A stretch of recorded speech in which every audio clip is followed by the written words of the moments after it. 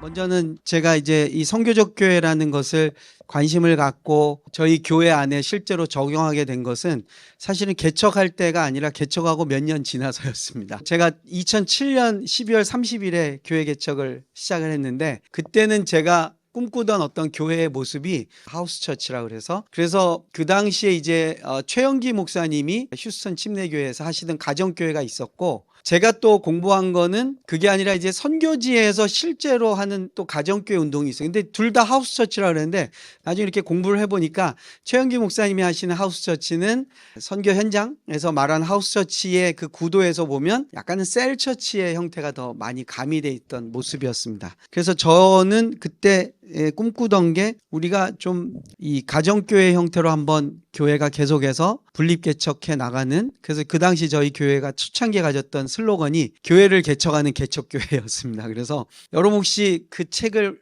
보신 분이 계신지 모르겠는데, 볼프강 짐존이라는 독일 선교학자가 쓴 가정교회라는 책이 있습니다. 국제제자훈련원에서 나왔는데요, 그 책이 굉장히 좋은 책입니다. 여러분 한번 개척을 하시려고 하는 마음이 있으신 분이라면 또 교회론에 대해서 정리를 하실 수 있는 아주 좋은 책입니다. 그 책에 보면 메가처치, 커뮤니티 처치, 하우스 처치, 셀 처치, 이게 도대체 뭐냐라는 것을 아주 명확하게 이해할 수 있습니다. 그래서 최소한 우리가 현장에서 내가 지향하는 교회가 일단 스트럭처가 어떤 구조로 갈 거냐, 또 어떤 배경 속에서 가정교회가 지금까지 왔는가를 보려면 그 책이 제가 볼 땐 거의 교과서 같은 책이고, 여러분들이 읽으실 때 큰 도움이 되리라고 생각이 됩니다. 거기에 그 내용이 나오거든요.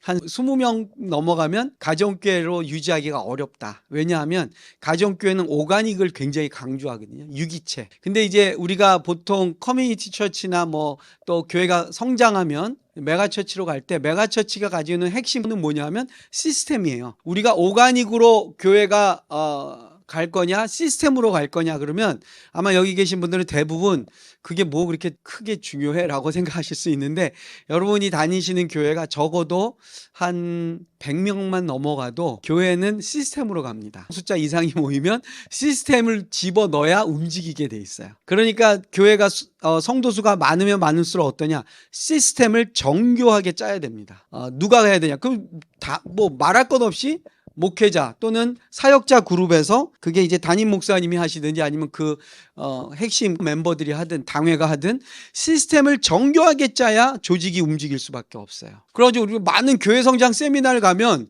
뭘 배우냐면 시스템을 배웁니다. 그래서 우리가 목회를 매니지먼트로 착각을 해요. 근데 여러분 예수님의 목회를 잘 보시면 매니지먼트하고 아무 상관없어요. 이거 가정교회가 어떻게 보면 예수님 말씀하신 그런 거구나. 근데 이게 오가닉하게 가려면 어떻게 되냐, 많이 모이면 안 되는 거예요. 실제로 우리가 소그룹을 해보면 20명 안쪽까지는 조직이고 뭐 중간 관리자고 아무 필요 없어요. 그냥 다 모이면 서로 다 알아요. 왜냐하면 이게 오가닉하게 움직여요. 우리 가정처럼, 가정에 여러분 무슨 뭐 조직 세우고 가정 안에서 부모와 자식 가운데 무슨 여러분 거기 관리자 세우고 그럽니까? 아니죠. 그냥 돌아가잖아요. 예수님이 12제자 함께 움직이셨던 그 모습처럼 가정교회라는 하우스 처치는 그게 되게 코어 밸류예요. 저희도 그렇게 해봤어요. 그렇게 해서 저희가 5개를 분립을 했습니다. 20명씩. 그런데 그 중에 2개가 망했어요. 한 3년 하다가 쫄딱 망했어요. 네, 그리고 한 3개는 살아남았어요. 그 제가 그때 되게 고민을 많이 했어요. 왜 안 되지? 그 책에 보면 뭐 잘 된다고 그러거든요. 계속 수평적으로 번식해 나간대요. 근데 이제 거기 상황화를 저희가 못했어요. 일단 뭘 못했냐면 서구의 개인이 가지고 있는 그 뭐랄까 강점과 우리 동양 한국인이 가지고 있는 강점이 좀 달라요. 우리는 조금 더 집단적인 것에 더 안전함을 느끼고, 그 사람들은 개인적인 게 되게 안전함을 느껴요. 그러니까 거기는 20명이라도 전혀 부족함이 없는데, 우리는 20명쯤 모이면 되게 힘들어합니다. 저희 교회가 그 분립되어 있던 5개를 다시 합치면서 선교적 교회에 대해서 다시 공부를 했어요. 그래서 이제 우리가 또다시 분립해 나간다. 숫자는 여전히 비슷한 숫자, 뭐 한 20명, 30명. 그 대신에 이번에는 미셔널 처치의 형태로 나간다. 그게 뭐냐? 여러분 아주 간단합니다. 선교적 공동체, 선교적 교회 핵심이 뭐냐? 선교가 중심이에요. 그럼 우리가 선교를 열심히 해야 되는구나 라는 그런 의미가 아니라 선교를 하는 거예요. 그런데 여러분 당연하지 않습니다. 우리가 모인 게 교회다라는 정체성을 우리는 어디서 발견합니까? 우리가 교회야.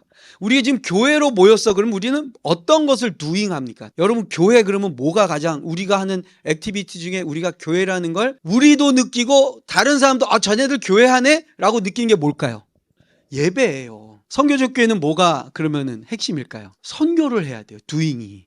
월십이 아니고 미션이에요. 여기서 이제 대부분의 목회자들이 굉장히 마음에 이제 힘듭니다. 내가 설교해야 되는데. 왜냐면 예배는 목회자의 설교가 반드시 들어가잖아요. 여기서 아주 극명한 차이가 나와요. 선교적 교회는 선교를 하는 거기 때문에 죄송한 얘기인데 반드시 목회자가 아니어도 돼요. 그 미션을 할 수 있는 은사와 그것에 대한 역량을 갖춘 성도가 있으면 처치는 되는 거예요.